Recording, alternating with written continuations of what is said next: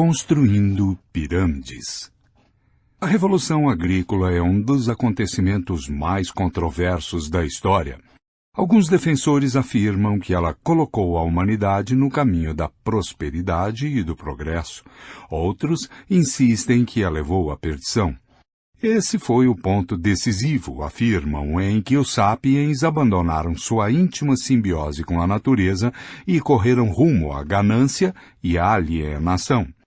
Qualquer que fosse a direção dessa estrada, não havia retorno. A agricultura permitiu que as populações aumentassem de maneira tão rápida e radical que nenhuma sociedade agrícola complexa poderia se sustentar novamente se voltasse a se dedicar à caça e à coleta. Por volta de 10.000 a.C., antes da transição para a agricultura, a terra era o lar de 5 a 8 milhões de caçadores-coletores nômades. No século I, restavam apenas de 1 a 2 milhões de caçadores-coletores, principalmente na Austrália, na América e na África. Mas os 250 milhões de agricultores no mundo fizeram com que esse número continuasse diminuindo. A grande maioria dos agricultores vivia em assentamentos permanentes, apenas alguns eram pastores nômades. Os assentamentos permanentes faziam com que o terreno da maioria dos povos fosse drasticamente reduzido. Os antigos caçadores-coletores geralmente viviam em territórios com muitas dezenas e até centenas de quilômetros quadrados. Lar era o território inteiro, com suas colinas, rios, florestas e céu aberto. Os camponeses, por sua vez, passavam a maior parte de seus dias trabalhando um pequeno campo, ou pomar, e sua vida doméstica se centrava em uma estrutura apertada de madeira, pedra ou barro, medindo não mais do que algumas dezenas de metros, a casa.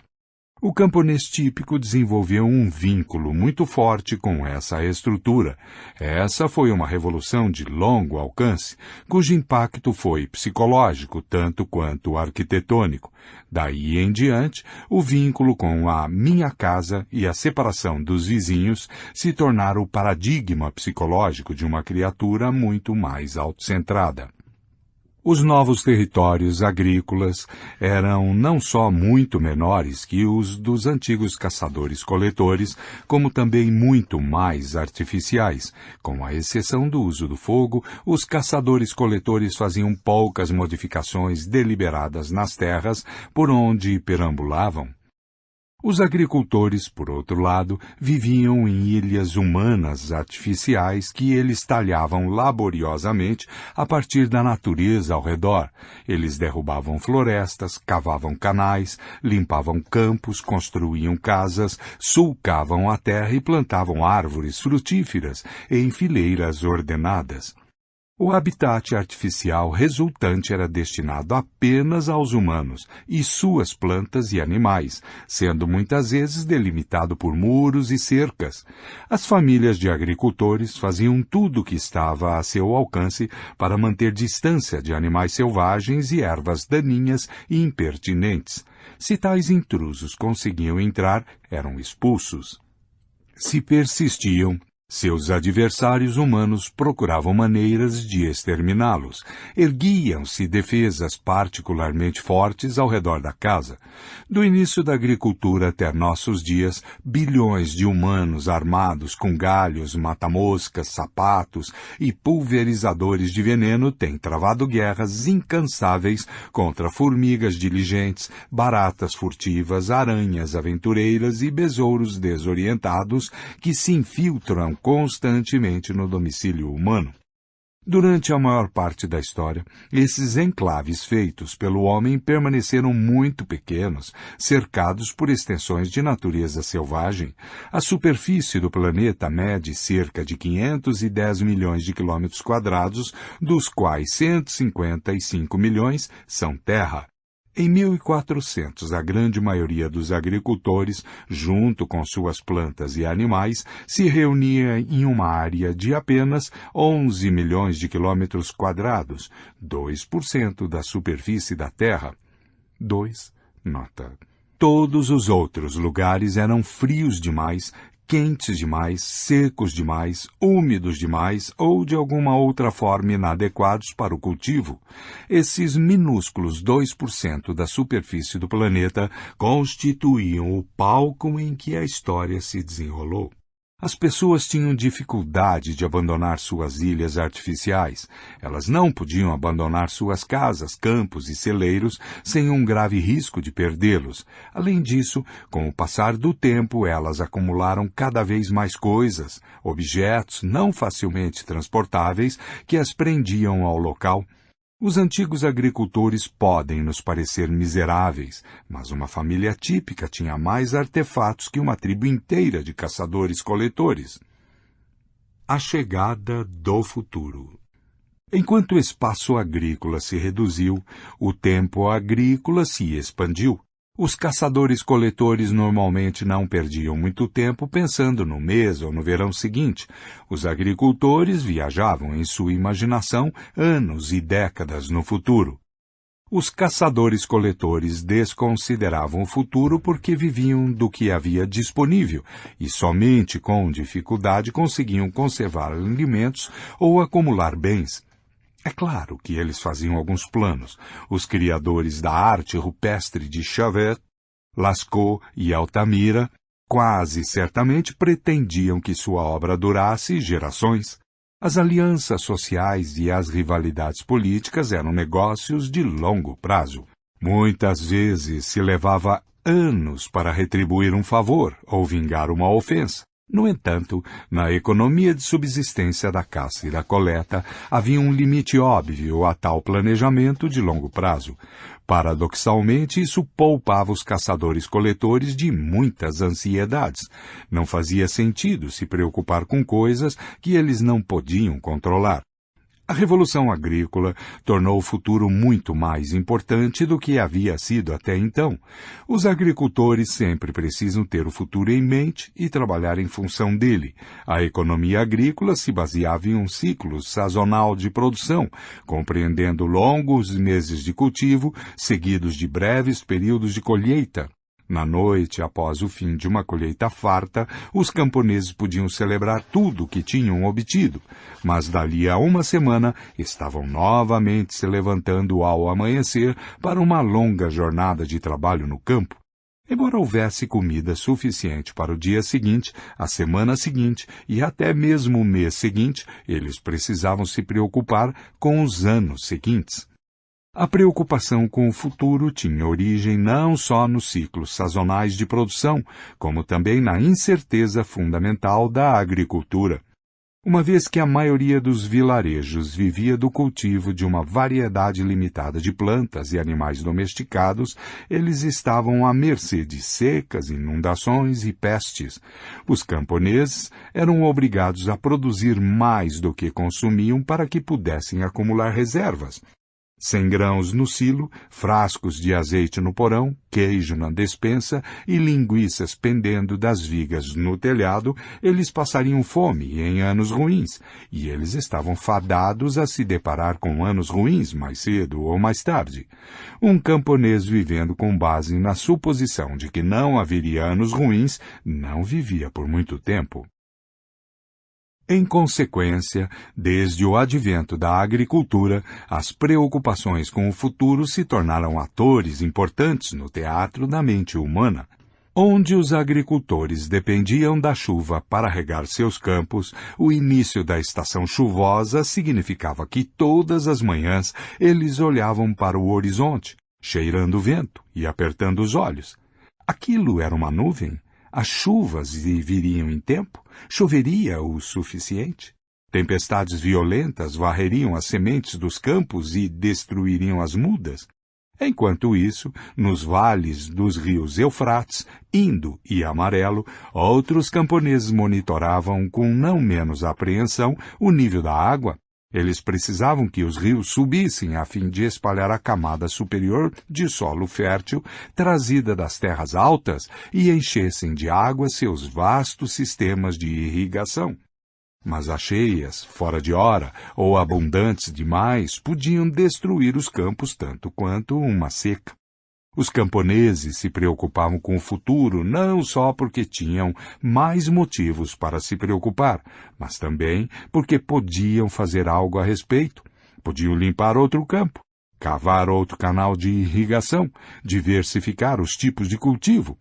O camponês ansioso era tão frenético e trabalhador quanto uma formiga cortadeira no verão, suando para plantar oliveiras cujo azeite seria prensado por seus filhos e netos, protelando até o inverno ou até o ano seguinte o consumo do alimento desejado no presente. O estresse representado pela agricultura teve consequências importantes. Foi a base dos sistemas políticos e sociais de grande escala. Infelizmente, mesmo trabalhando duro, os camponeses quase nunca alcançaram a segurança econômica futura que tanto ansiavam. Em toda parte brotaram governantes e elites, vivendo do excedente dos camponeses e deixando-os com o mínimo para a subsistência. Esses excedentes de alimento confiscados alimentaram a política, a guerra, a arte e a filosofia. Construíram palácios, fortes, monumentos e templos. Até o fim da Era Moderna, mais de 90% dos humanos eram camponeses que se levantavam todas as manhãs para trabalhar a terra com o suor da fronte. Os excedentes que produziam alimentavam a ínfima minoria das elites, reis, oficiais do governo, soldados, padres, artistas e pensadores, que enchem os livros de história. A história é o que algumas poucas pessoas fizeram enquanto todas as outras estavam arando campos e carregando baldes de água. Uma ordem imaginada. Os excedentes de comida produzidos por camponeses, aliados à nova tecnologia de transportes, acabaram por permitir que cada vez mais pessoas se apinhassem primeiro em aldeias maiores, depois em vilarejos e, enfim, em cidades, todas as reunidas sob novos reinos e redes de comércio. Mas, para tirar vantagem dessas novas oportunidades, os excedentes de alimento e a melhoria no transporte não eram suficientes. O mero fato de que se pode alimentar 1.000 pessoas na mesma cidade ou 1 milhão de pessoas no mesmo reino não garante que elas concordem sobre como dividir a terra e a água, como resolver disputas e conflitos e como agir em tempos de seca ou de guerra. E se não se chega a um acordo, a discórdia corre solta, mesmo se os armazéns estiverem transbordando. Não foi a escassez de alimentos que causou a maior parte das guerras e revoluções na história. A Revolução Francesa foi liderada por importantes advogados e não por camponeses famintos. A República Romana chegou ao auge de seu poder no século I, quando navios de tesouro de todo o Mediterrâneo enriqueciam os romanos em tal nível que seus ancestrais jamais sonharam. Mas foi nesse momento de máxima afluência que a ordem política romana ruiu em uma série de guerras civis sanguinárias. A Iugoslávia, em 1991, tinha recursos mais do que suficientes para alimentar todos os seus habitantes, e ainda assim se desintegrou em um terrível banho de sangue. O problema na raiz de tais calamidades é que os humanos evoluíram por milhões de anos em pequenos bandos de algumas dezenas de indivíduos. O punhado de milênios separando a Revolução Agrícola do surgimento de cidades, reinos e impérios não foi tempo suficiente para possibilitar o desenvolvimento de um instinto de cooperação em massa. Apesar da ausência de tais instintos biológicos, durante a era dos caçadores-coletores, centenas de estranhos foram capazes de cooperar graças a seus mitos partilhados. No entanto, essa cooperação era frouxa e limitada. Todos os bandos de sapiens continuavam a tocar a vida de maneira independente e a satisfazer a maior parte de suas próprias necessidades. Um sociólogo arcaico vivendo há 20.000 anos sem conhecimento do que aconteceria após a Revolução Agrícola poderia muito bem ter concluído que a mitologia tem um escopo um tanto limitado. Histórias sobre espíritos ancestrais e totens tribais tinham influência suficiente para fazer com que 500 pessoas usassem conchas como moeda, celebrassem uma festividade ocasional e unissem forças para exterminar um bando de neandertais, mas não mais do que isso. A mitologia, o antigo sociólogo teria pensado, não teria como convencer milhões de estranhos a cooperarem diariamente. Mas isso se mostrou um engano. Os mitos, como se veio a saber, são mais influentes do que qualquer um poderia ter imaginado. Quando a Revolução Agrícola criou oportunidades para a criação de cidades populosas e impérios poderosos, as pessoas inventaram histórias sobre grandes deuses, pátrias mães e empresas de capital aberto para fornecer os elos sociais necessários. Enquanto a evolução humana estava rastejando no seu usual ritmo de tartaruga, a imaginação humana estava construindo redes impressionantes de cooperação em massa, diferentes de qualquer outra já vista. Por volta de 8.500 a.C., os maiores assentamentos do mundo eram vilarejos como Jericó, que continham algumas centenas de indivíduos. Em 7.000 a.C., a cidade de Satal, Iuque, na Anatólia, tinha entre 5.000 e 10.000 indivíduos. É bem possível que fosse o maior assentamento do mundo na época. Durante o quinto e quarto milênio antes de Cristo, cidades com dezenas de milhares de habitantes floresceram no crescente fértil, e cada uma delas tinha influência sobre muitos vilarejos nas proximidades. Em 3.100 a.C., todo o vale do Baixo Nilo estava unido no primeiro reino egípcio. Seus faraós governavam milhares de quilômetros quadrados e centenas de milhares de pessoas. Por volta de 2.250 a.C., Sargão o Grande construiu o primeiro império, o Acadiano.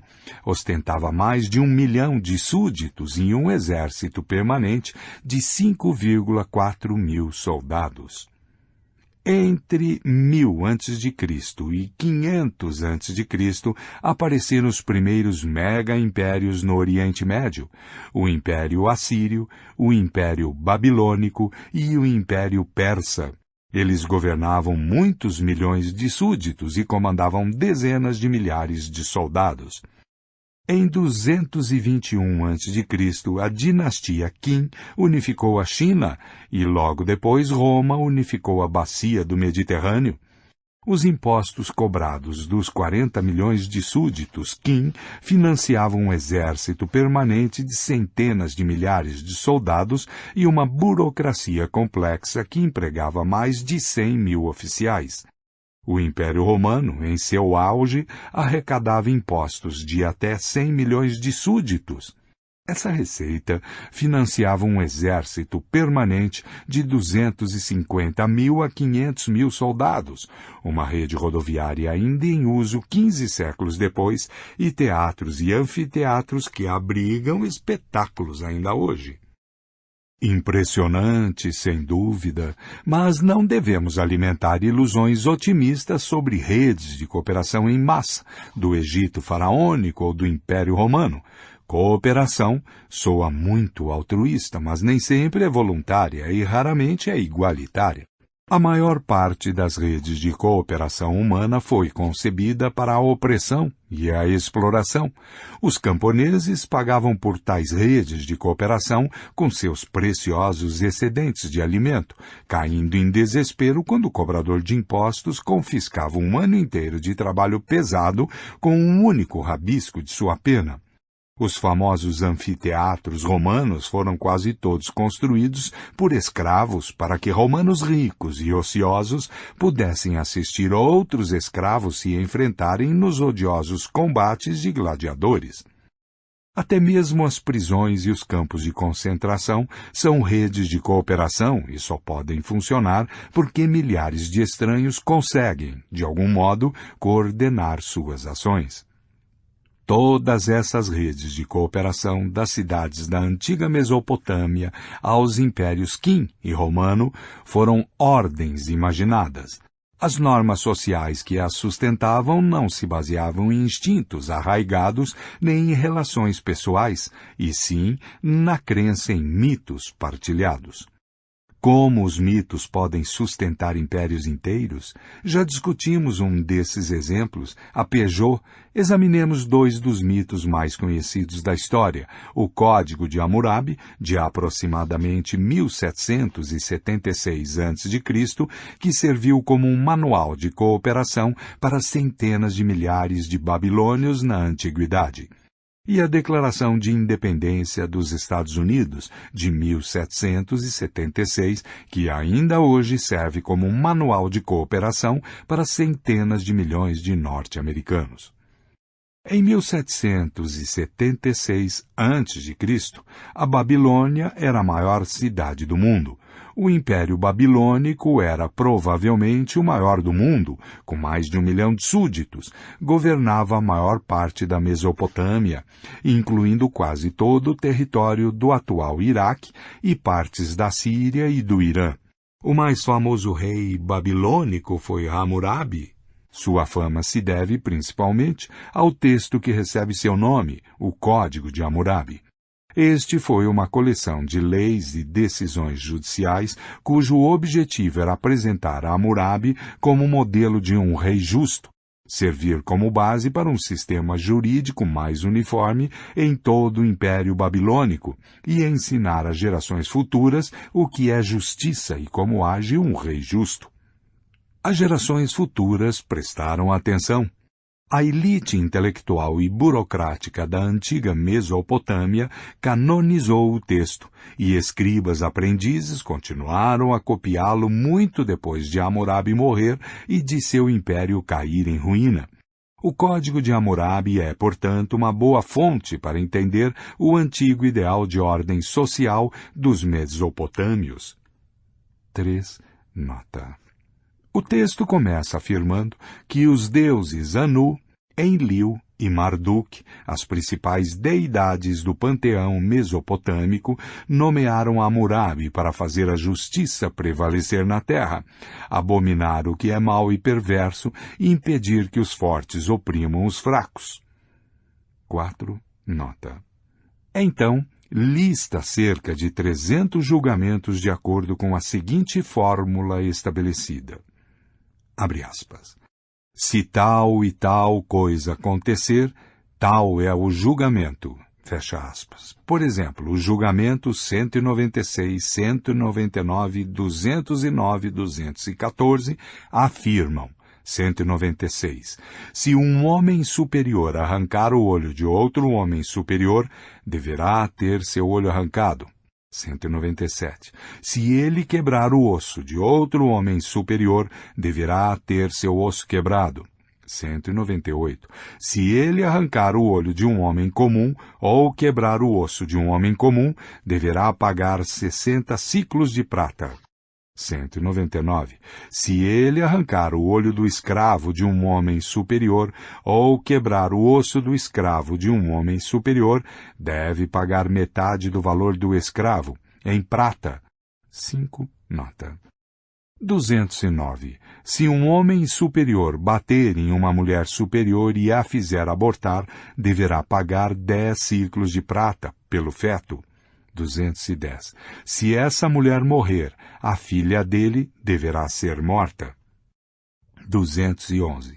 Se ele bater em uma mulher comum e a fizer abortar, deverá pagar 5 ciclos de prata.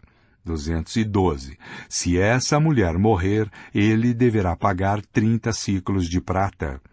213. Se ele bater em uma escrava e a fizer abortar, deverá pagar 2 ciclos de prata. 214. Se essa escrava morrer, ele deverá pagar 20 ciclos de prata. 6. Nota. Depois de listar seus julgamentos, Hammurabi declara novamente que essas são as justas leis que Hammurabi, o rei sábio, estabeleceu e por meio delas conduziu a terra no caminho da verdade e da retidão. Reticências. Eu sou Hammurabi, rei nobre, não me eximi da minha responsabilidade para com a humanidade, entregue a meus cuidados pelo rei Enlil, e de cuja condução Deus Marduk me encarregou. 7. Nota. O Código de Hammurabi afirma que a ordem social babilônica tem origem em princípios universais e eternos de justiça ditados pelos deuses. O princípio de hierarquia é de suma importância. De acordo com o Código, as pessoas estão divididas em 2 gêneros e 3 classes: os superiores, os comuns e os escravos. Os membros de cada gênero e classe têm valores diferentes. A vida de uma mulher comum vale 30 ciclos de prata e a de uma escrava 20 ciclos de prata, ao passo que o olho de um homem comum vale 60 ciclos de prata.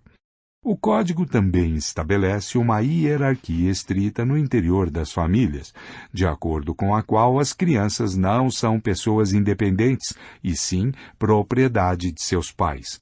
Portanto, se um homem superior matar a filha de outro homem superior, a filha do assassino deve ser executada em punição. Para nós, pode parecer estranho que o assassino permaneça incólume enquanto sua filha inocente é morta, mas para Hammurabi e os babilônios isso parecia perfeitamente justo. O Código de Hammurabi se baseava na premissa de que, se todos os súditos do rei aceitassem sua posição na hierarquia e agissem de acordo com ela, o 1.000.000 de habitantes do império seria capaz de cooperar de maneira eficaz. Sua sociedade poderia, então, produzir alimentos suficientes para seus membros, distribuí-los de forma eficaz, se proteger dos inimigos e expandir seu território a fim de obter mais riqueza e segurança. Aproximadamente 3,5 mil anos após a morte de Hammurabi, os habitantes de 13 colônias britânicas na América do Norte consideraram que o rei da Inglaterra os estava tratando de maneira injusta. Seus representantes se reuniram na cidade de Filadélfia em 4 de julho de 1776. As colônias declararam que seus habitantes já não eram súditos da coroa britânica. Sua declaração de independência proclamou princípios universais e eternos de justiça que, como os de Hammurabi, foram inspirados por um poder divino. No entanto, o princípio mais importante ditado pelo Deus americano era bem diferente do princípio ditado pelos deuses da Babilônia. A Declaração de Independência dos Estados Unidos afirma o seguinte: consideramos estas verdades evidentes por si mesmas, que todos os homens são criados iguais, que são dotados por seu Criador de certos direitos inalienáveis, que entre estes estão a vida, a liberdade e a procura de felicidade. Como o Código de Hammurabi, o documento fundacional norte-americano promete que, se os humanos agirem de acordo com seus princípios sagrados, milhões deles serão capazes de cooperar de maneira eficaz, vivendo em paz e segurança em uma sociedade justa e próspera. Como o Código de Hammurabi, a Declaração de Independência dos Estados Unidos foi não só um documento de seu tempo e lugar, também foi aceita por gerações futuras. Há mais de 200 anos, as crianças nas escolas norte-americanas a copiam e aprendem de cor. Os 2 textos nos apresentam um dilema óbvio. Tanto o Código de Hammurabi quanto a Declaração de Independência dos Estados Unidos afirmam definir princípios universais e eternos de justiça. Mas, de acordo com os norte-americanos, todas as pessoas são iguais e, conforme os babilônios, as pessoas são decididamente desiguais. Os norte-americanos diriam, é claro, que eles estão certos e que Hammurabi está errado. Hammurabi naturalmente retorquiria que ele está certo e que os norte-americanos estão errados. Na verdade, ambos estão errados. Tanto Hammurabi quanto os pais fundadores dos Estados Unidos imaginaram uma realidade governada por princípios universais e imutáveis de justiça, como igualdade ou hierarquia. Mas o único lugar em que tais princípios universais existem é na imaginação fértil dos sapiens e nos mitos que eles inventam e contam uns aos outros. Esses princípios não têm nenhuma validade objetiva. É fácil para nós aceitar que a divisão das pessoas em superiores e comuns é produto da imaginação. Mas a ideia de que todos os humanos são iguais também é um mito. Em que sentido todos os humanos são iguais uns aos outros? Existe alguma realidade objetiva fora da imaginação humana em que somos verdadeiramente iguais? Todos os humanos são iguais do ponto de vista biológico? Tentamos traduzir a frase mais famosa da Declaração de Independência dos Estados Unidos em termos biológicos. Consideramos estas verdades evidentes por si mesmas, que todos os homens são criados iguais, que são dotados por seu Criador de certos direitos inalienáveis, que entre estes estão a vida, a liberdade e a procura de felicidade. De acordo com a ciência da biologia, as pessoas não foram criadas, entre aspas, elas evoluíram, e certamente não evoluíram para ser iguais, entre aspas. A ideia de igualdade está intrinsecamente ligada à ideia de criação. Os norte-americanos tiraram a ideia de igualdade do cristianismo, que afirma que todo indivíduo tem uma alma de origem divina e que todas as almas são iguais diante de Deus. No entanto, se não acreditamos nos mitos cristãos sobre Deus, criação e almas, o que significa dizer que todas as pessoas são iguais? A evolução se baseia na diferença e não na igualdade. Cada pessoa carrega um código genético um pouco diferente e é exposta, desde o nascimento, a diferentes influências ambientais. Isso leva ao desenvolvimento de diferentes qualidades que carregam consigo diferentes chances de sobrevivência. Portanto, são criados iguais, deveria ser traduzido como evoluíram de forma diferente. Assim como as pessoas nunca foram criadas, tampouco, de acordo com a ciência da biologia, existe um Criador que as tenha dotado de alguma coisa. Há apenas um processo evolutivo cego, destituído de propósito, levando ao nascimento de indivíduos. Aspas, são dotados por seu Criador. Fecha aspas, deveria ser traduzido simplesmente como nasceram. Igualmente, não existem direitos na biologia, há apenas órgãos, habilidades e características. Os pássaros voam não porque têm o direito de voar, mas porque têm asas, e não é verdade que esses órgãos, habilidades e características são inalienáveis. Muitos deles passam por mutações constantes e podem muito bem se perder completamente com o tempo. O avestruz é uma ave que perdeu a capacidade de voar, portanto, direitos inalienáveis deveria ser traduzidos como características mutáveis. E quais são as características que evoluíram nos humanos? Vida, certamente. Mas liberdade? Isso não existe na biologia. Assim como igualdade, direitos e empresas de responsabilidade limitada, a liberdade é algo que as pessoas inventaram e que só existe em nossa imaginação. De uma perspectiva biológica, não faz sentido dizer que os humanos em sociedades democráticas são livres, ao passo que os humanos em sociedades ditatoriais não o são. E quanto à felicidade? Até o momento, as pesquisas biológicas foram incapazes de propor uma definição clara de felicidade ou uma maneira de medi-la objetivamente. A maioria dos estudos biológicos reconhece apenas a existência de prazer, que é mais facilmente definido e medido. Portanto, a vida, a liberdade e a procura da felicidade deveria ser traduzido como a vida e a procura do prazer. Então, aqui está a frase da Declaração de Independência dos Estados Unidos, traduzida em termos biológicos. Consideramos estas verdades evidentes por si mesmas, que todos os homens evoluíram de forma diferente, que nasceram com certas características mutáveis, que entre estas estão a vida e a procura do prazer. Os defensores da igualdade e dos direitos humanos talvez fiquem escandalizados com essa linha de raciocínio. Sua reação provavelmente será: nós sabemos que as pessoas não são iguais biologicamente, mas se acreditarmos que somos todos iguais em essência, isso nos permitirá criar uma sociedade estável e próspera. Eu não tenho nenhum argumento contra isso. É exatamente o que eu quero dizer com ordem imaginada. Acreditamos em uma ordem em particular não porque seja objetivamente verdadeira, mas porque acreditar nela nos permite cooperar de maneira eficaz e construir uma sociedade melhor.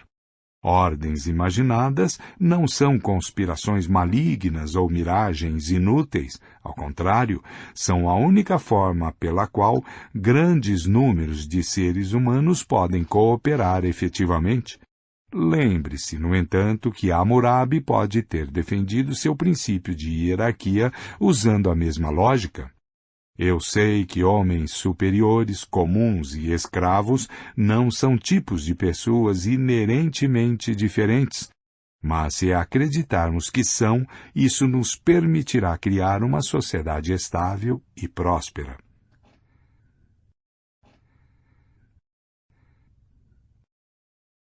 Os que realmente acreditam.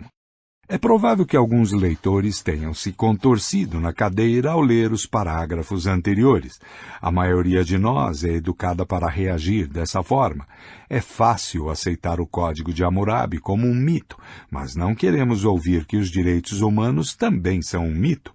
Se as pessoas perceberem que os direitos humanos só existem na imaginação, nossa sociedade não corre o risco de desmoronar. Voltaire afirmou a respeito de Deus, aspas, Deus não existe, mas não conte isso ao meu servo, para que ele não me mate durante a noite. Fecha aspas.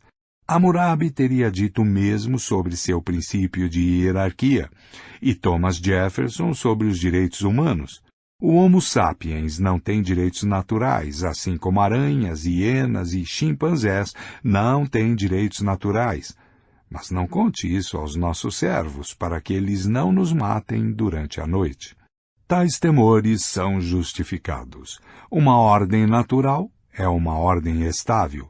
Não existe a menor chance de que a gravidade deixe de funcionar amanhã, mesmo que as pessoas deixem de acreditar nela. Por sua vez, uma ordem imaginada está sempre sob a ameaça de colapso, porque depende de mitos, e os mitos desaparecem quando as pessoas deixam de acreditar neles. Para salvaguardar uma ordem imaginada, são necessários esforços árduos e contínuos. Alguns desses esforços assumem a forma de violência e coerção. Exércitos, forças policiais, tribunais e prisões estão o tempo todo em ação, forçando as pessoas a agirem de acordo com a ordem imaginada. Se um antigo babilônio cegasse seu vizinho, normalmente era necessária certa dose de violência para que se cumprisse a lei do olho por olho.